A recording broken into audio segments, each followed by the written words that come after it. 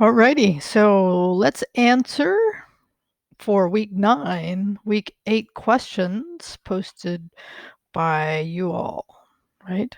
So most of the questions, actually, there were a couple here, and Ephron, I'm going to start with this one because I did reply to you in the Hangout about this.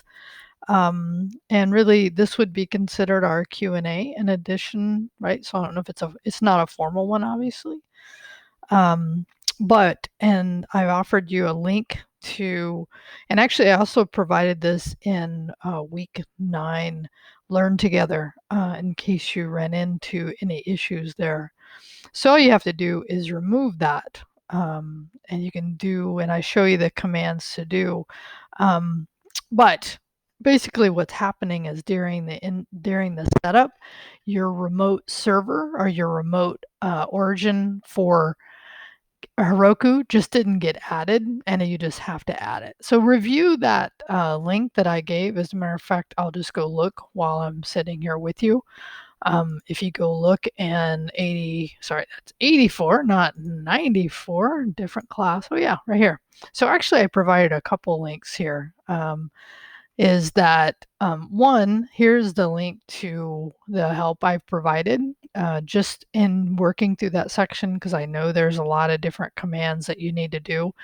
And so it talks about get remote V, and then you can actually manually push that, right? And it shows you ways to also modify those for your private repo as well. And then you see this come back around again, and this might be more along the lines of what you're getting, where you do a V and then you have to actually add that inside of there. But I've also done with a lot of success this first get remote, remove Roku, and then added it back, and then you add it based on whatever your Heroku app name is. And then if you do that get V, you should see that as well. And then I've given you, because in our situation, we've already set up these GitHub directory or Git repositories, then I just show you how to do a push based on a folder in our structure. So I hope that helps you.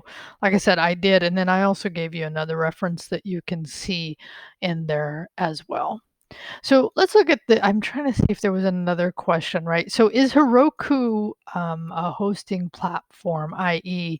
GoDaddy? So it is, and you can pay for it, but I would say unlike GoDaddy, it's really targeted to developers who want to put their app out there.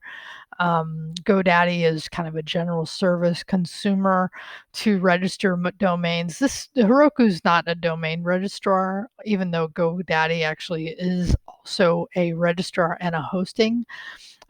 These are more of just a hosting company. Are there free ones out there? Yeah, but I typically do not do completely free. Like I use Google's Firebase for hosting. And the reason I use Firebase for hosting is it offers HTTP for free, which is awesome. And then what happens is as you grow in your needs for Firebase, like you could put up a site, you get HTTP for free, and then as you need more, as your sites get popular, then you will move into that tier. But I, as you can see, use Firebase for hosting. It's got a CLI that you can push up there as well. So yeah, I completely free. I don't think is to me that's not because I don't know who they are. So I always like to vet people and companies before I do that as well. Right. And then I did cover Dev 1 in week 9 Learn Together. You'll see that.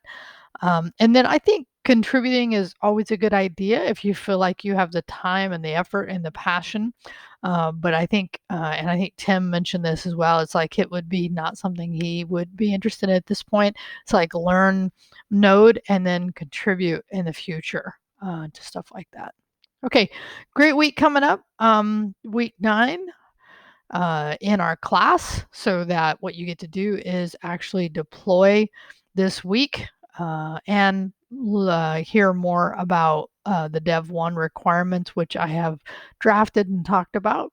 So let me know if you have any questions coming out of that. And Ephron, thank you so much for your questions. They're always good to start discussions with. So hope they answered it, and I hope you get that working. And if not, reach out and let me know what else you need.